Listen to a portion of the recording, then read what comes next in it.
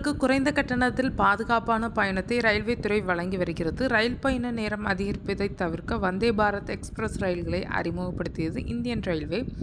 இந்த ரயில்களின் மூலம் பயணிகளுக்கு குறைந்தபட்சம் 2 மணி நேரம் மிச்சமாகிறது. இந்நிலையில் வந்தே பாரத் ரயில் சேவையை நாட்டின் முக்கியமான இடங்களுக்கு விரிவாக்கம் செய்ய வேண்டும் என பயணிகள் கோரிக்கை விடுத்தனர். இதன்படி சென்னையிலிருந்து ராமேஸ்வரம் வரை வந்தே பாரத் ரயில் சேவையை துவக்க தெற்கு ரயில்வே முடிவு செய்துள்ளது. இதற்கான ஆரம்பகட்ட பணிகள் தொடங்கப்பட்ட நிலையில் எப்போது ரயில் சேவை தொடங்கும் என பயணிகள் காத்து கொண்டிருக்கின்றனர். ராமநாதபுரம் முதல் ராமேஸ்வரம் வரையிலான ரயில் பாதை மின்மயமாக்கப்படும் என தெற்கு ரயில்வே அறிவித்திருந்தது. இதன்படி தற்போது இந்த பாதை மின்மயமாக்கம் செய்யப்பட்டு சோதனை செய்யப்பட்டது.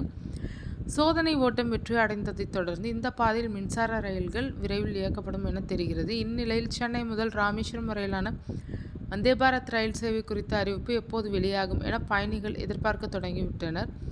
தற்போது சென்னையிலிருந்து ராமேஸ்வரம் வரையுள்ள 670 கிலோமீட்டர் தொலைவை கடக்க 11.30 மணி நேரம் ஆகிறது. வந்தே பாரத் ரயில் சேவை நடைமுறைக்கு வந்துவிட்டால் இந்த பயணம் 9 மணி நேரமாக குறைந்துவிடும்.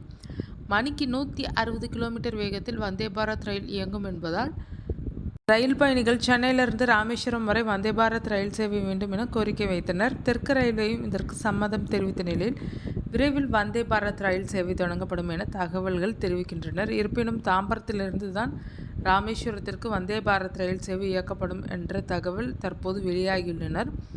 இருப்பினும் இதற்கான டிக்கெட் கட்டணம் அதிகமாக இருக்கும் எனவும் கூறப்படுகிறது.